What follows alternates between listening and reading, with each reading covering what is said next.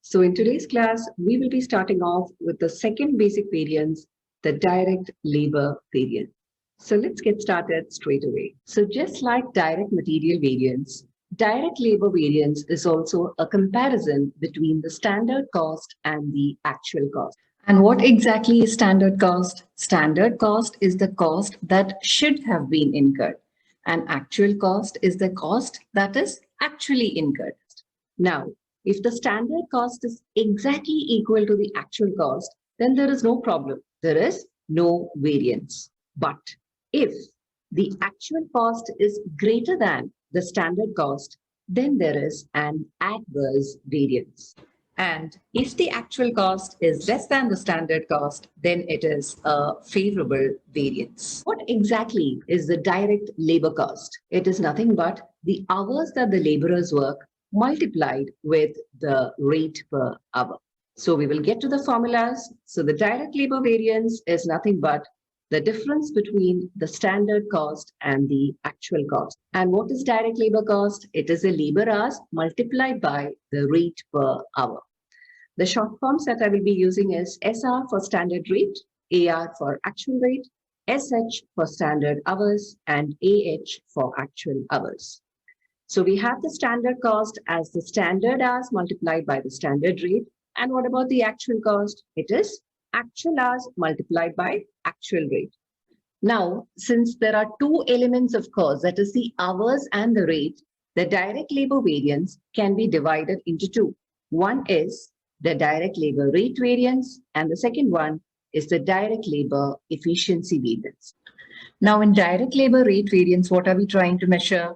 We are trying to find out whether the rate paid to the laborers is more or less than the standard. So it is SR, that's the standard rate, minus the actual rate for how many hours? For the actual number of hours that the laborers have worked. So it is into AH. In efficiency variance, what are we trying to compare?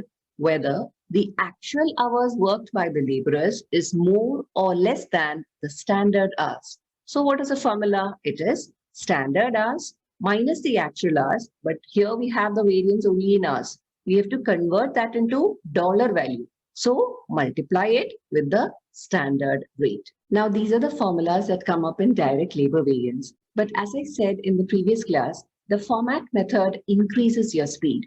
Now the format method is not different from the formula method. It is just that we are arranging the formulas in such a way that it is easier for us to jot down the figures and to work out the variance. That is the only difference. It is basically the formula method itself, just arranged in a particular format.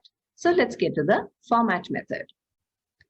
So direct labor total variance, what was the formula? It was standard hours multiplied by standard rate minus the actual hours multiplied by the actual rate. That is the standard cost minus the actual cost. So in the format, we will be writing the standard cost in the bottom, just like we did in the direct material. And what is the standard cost? It is SH into SR. And on top, we will be writing the actual cost. And what is actual cost? It is actual hours into actual rate. And what is the difference between the two? That is nothing but the direct labor total variance. And always remember that if the top figure is more, so what is the top figure? Top figure is the actual cost. That is, if the actual cost is more, it is always an adverse variance.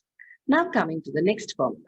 What is direct labor rate variance? We are trying to measure the difference between the standard rate and the actual rate. So it is standard rate minus actual rate into the actual hours. Now I'm just going to open the formula. So it is actual hours multiplied by standard rate minus actual hours multiplied by actual rate. And what is this actual hours multiplied by standard rate? It is nothing but the actual hours valued at standard rates. And actual hours multiplied by actual rate is nothing but actual hours valued at actual rates. Now, the next formula is the direct labor efficiency variance, where we are measuring the difference between the standard hours and the actual hours. That is, we are trying to measure the efficiency of the laborers, whether they are taking more time or less time than what is required. So it is SH, that is the standard hours minus the actual hours into the standard rate. Now I'm going to open the brackets. So it is standard hours into standard rate minus actual hours into standard rate. So what is the meaning of standard hours into standard rate? It is nothing but the standard hours valued at the standard rates. And what is actual hours multiplied by standard rate? It is nothing but actual hours valued at standard rates. So if you notice here, in the two formulas, the actual hours at standard rate is common, correct? So I'm going to write that in the center of our format. So we have actual hours at standard rate written in the center of the format. So what can we see in the format? The difference between these two is nothing but the direct labor rate variance. Okay, so I'm going to mark that this is the direct labor rate variance. And as we know, if the top figure is more, it is an adverse variance. Now coming to the bottom portion. The difference between actual hours and standard rate and the standard hours and standard rate is nothing but the direct labor efficiency variance. So I'm going to mark that too. So direct labor efficiency variance is coming in the bottom part. So for the exam, what I want you to do is just write the format, just jot down the format, pick the figures from the question. Do not think twice. If the top figure is more, write adverse variance. If the top figure is less, write favorable variance. Finished. Now we will go to the problem. So question number 1, budgeted or standard information. Budgeted production 1000 units. The labor hours required per unit is 3 hours. Labor rate per hour is $8. Those are the details relating to the standards. Now coming to the actual results. The actual production is 1,100 units. That is very important because all our standards should be based on actual production. Now, the hours paid for and worked is 3,300 hours and labor cost is 29,700. Calculate labor rate and efficiency variance. Now, what are the details that we need? The details that we need are SR, that's the standard rate, SH, the standard hours, AR, the actual rate, AH, the actual hours. If we can get these details, then we can start off with the answer. Labor rate per hour as per standard is $8. That is nothing but SR. Now, 3,300 hours is the actual hours paid for and worked. So what is that? That is nothing but the actual hours or AH.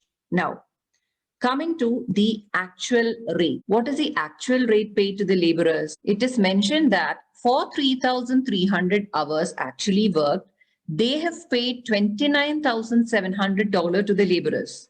So what is the rate per hour? It is nothing but 29,700 divided by 3,300 or $9 per hour is the actual rate paid to the laborers or AR. Now coming to the last one, that is SH, standard hours. Standard hours, always note that we calculate for the actual production. Now look into the question. For 1 unit, we need 3 hours as per standard. So for 1,100 units, how many hours are required as per standard? So it is 3 into 1,100 or 3,300 hours. So we have got all the 4 details. So we will just make a note of it. SR, that is $8. SH, it is from working note 1, it is 3,300. AR, we've calculated it here, it's $9. And AH, from the question, it is 3,300.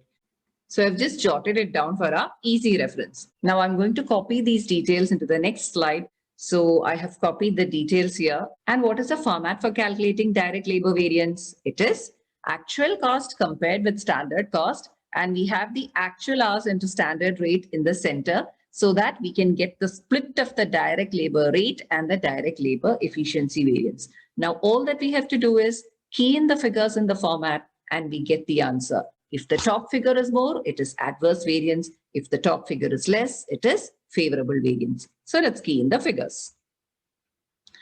Actual hours into actual rate. Actual hours is 3,300 and actual rate is 9. So it is 3,300 into 9, giving an answer of 29,700. Now, actual hours into standard rate, we have actual hours at 3,300 and standard rate at 8. So it is 3,300 into 8 or $26,400.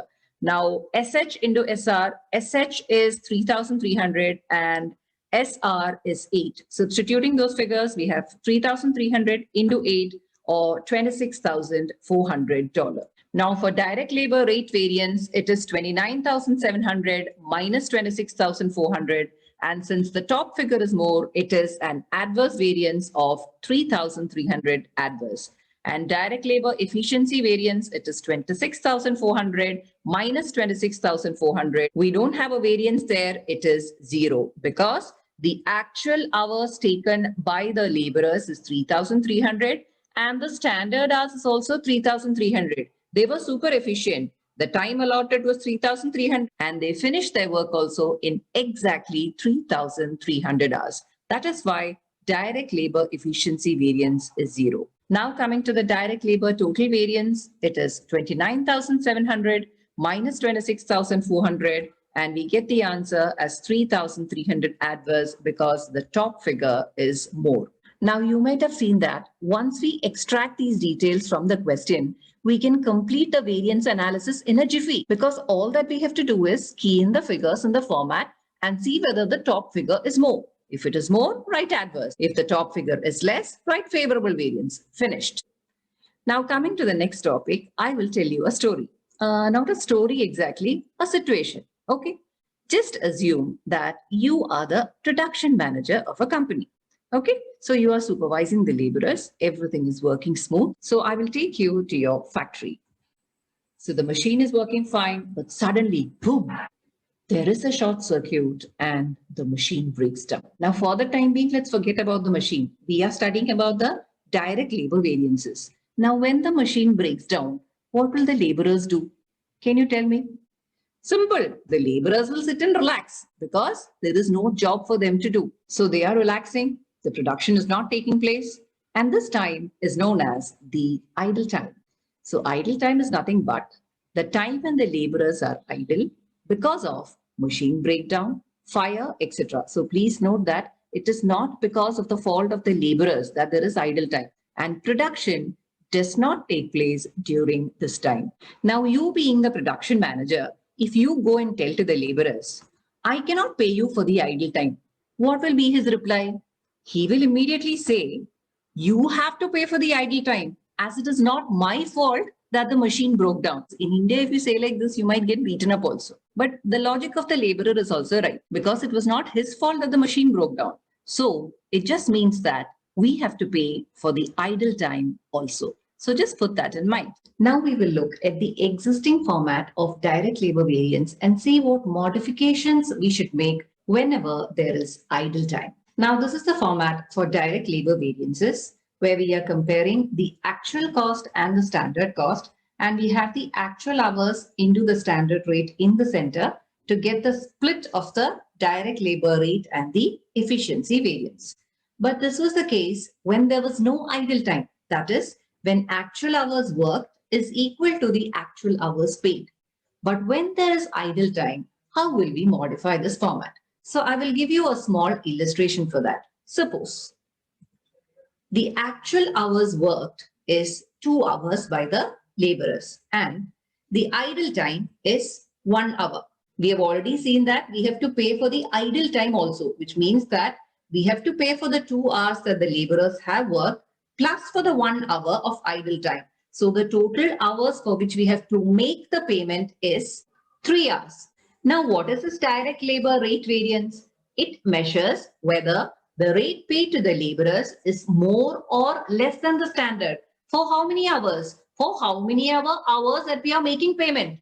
Which means that for calculating direct labor rate variance, we have to take actual hours paid in the formula because that is the number of hours for which we are making the payment. Okay. Now, coming to the direct labor efficiency variance. Suppose the standard hours was 2 hours. And what are we measuring in the direct labor efficiency variance? Whether the actual hours taken by the laborers is more or less than the standard. Okay. Now considering this example, the standard hours is 2 hours and the actual hours paid is 3 hours. If you ask the laborer, why did you take an extra 1 hour? What will he reply? He will say, I did not take an extra 1 hour. That 1 hour is because of the idle time. I completed the work in the exact number of hours that you stipulated. That is, I completed my work in exactly 2 hours. And the reason why 3 hours came is because of the idle time of 1 hour. That is not my mistake. This is what he is going to say. So in order to measure the efficiency of the laborers, that is, whether they are taking more or less than the stipulated time, we should not consider the idle time, because idle time is not caused by the fault of the laborers. So whenever you're measuring their efficiency, you have to compare the standard hours with the actual hours worked and not the actual hours paid, simply because the idle time is not the fault of the laborers. Okay? So while measuring the direct labor efficiency variance, we have to compare the actual hours worked with the standard hours. Only then the calculations of the efficiency variance will be logical. Now finally, what do we do with this idle time of 1 hour? That is also causing loss to the company, right? So we have to calculate a variance called the idle time variance. And it's given by the formula idle time multiplied by the standard rate. And idle time variance is always causing loss to the company, and it is always an adverse variance. And the direct labor total variance will be the total of the direct labor rate variance, the efficiency variance, and the idle time variance. Okay, so we will go to the problem. Question number 2, budgeted or standard information. Budgeted production is 1000 units. Labor hours per unit is 3 hours. That is, as per standard, 1 unit should take only 3 labor hours. Then, labor rate per hour is $8. This is nothing but the standard rate. Now coming to the actual results. Actual production is 1100 units. Very important information. Then, what is the actual hours worked? Actual hours worked is 3200 and actual hours paid is 3300 hours. There is a difference between the actual hours worked and the actual hours paid. What is the difference? It is nothing but the idle time. So we know that the idle time is 100 hours. Now, labor cost actually paid is $29,700. Calculate all labor variances. So we know that there is idle time in this question. So what all details do we need to fill our format? We need the details for the following: SR, SH, AR, actual hours paid, actual hours worked, and idle time. Now, as per standard, the labor rate per hour is $8. So which means that SR is 8. So I'm indicating that in the table here. So SR $8. Now coming to SH, standard hours required for the actual production. Now look into the question. For 1 unit, as per standard, we can take 3 hours. So for 1100 units, how many hours can we take? It is 3 into 1100 or 3300 hours. So from working note 1, we have the standard hours as 3300 hours. Now coming to the actual rate or AR. If you see here, the total labor cost paid is 29,700 and we paid for how many hours? For 3,300 hours. So what is the actual rate? Actual rate, working note 2, it is 29,700 divided by 3,300, or it is $9 per hour. So we have actual rate as $9. Now coming to the next unknown, actual hours paid. That is given directly in the question. Hours paid is 3,300. So I'm copying it into the table.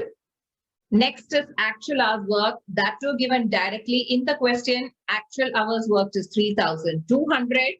So I'm keying in that too. Now last one, idle time. What is the idle time?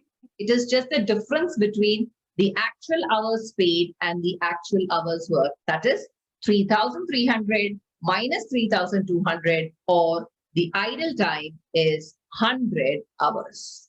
So now we have got all the details to fill our format. So I have copied the details that we have extracted from the question, and the format is given on the left side. So all that we have to do is key in the figures from the details that we have extracted into the format, and then calculate the variances. Whenever the top figure is more, it is an adverse variance. That's all. So the first detail that we have to key in is actual hours paid into actual rate. So AH paid from our details, it is 3,300 and AR is 9. So substituting those figures in the format, we have 3,300 into 9, which is $29,700. Next, actual hours paid into the standard rate. Actual hours paid is 3,300 and the standard rate is 8. Substituting those figures, we have 3,300 into 8, that is $26,400. Next, actual hours worked into standard rate. AH worked is 3,200 and standard rate is 8. Substituting those figures, we have 3,200 into 8, giving an answer of $25,600. Last, coming to SH into SR, SH is 3,300 and SR is 8. Substituting those figures, we have 3,300 into 8 amounting to $26,400. Now, direct labor rate variance, it is 29,700 minus 26,400. And since the top figure is more, it is an adverse variance of 3,300. Now, direct labor efficiency variance is 25,600 minus 26,400. And since the top figure is less, it is a favorable variance of 800. And idle time variance, it's given by the formula idle time in the standard rate. Idle time is 100 hours and standard rate is $8 per hour. Substituting those figures in the formula, we have 100 into 8 or $800. And as we know, idle time is always adverse. So we have got the 3 direct labor variances. We add the 3 together to get the direct labor total variance at 3,300 adverse. Now, before we wind up, let's have a quick recap. Direct labor variance when there is no idle time is given by the format. You compare the actual cost with the standard cost and you have the actual hours and the standard rate in the center so that we will get the split of the direct labor rate and the efficiency variance. And if the top figure is more, it is an adverse variance. Now coming to the format when there is idle time. Direct labor variance when there is idle time, we are getting the direct labor rate variance by comparing the actual rate and the standard rate, but always note that we are taking the actual hours paid. And for direct labor efficiency variance, we are comparing the actual hours worked and the standard hours multiplied by the standard rate. And the idle time variance is given by the formula idle time into the standard rate, which is always an adverse variance. And the final direct labor total variance will be the total of the direct labor rate, the efficiency, and the idle time variance. With this, we complete the direct labor variances. If you have any doubts, do post in the comment box below. And if you've understood the concepts well, do hit the like and subscribe button. So see you in the next video.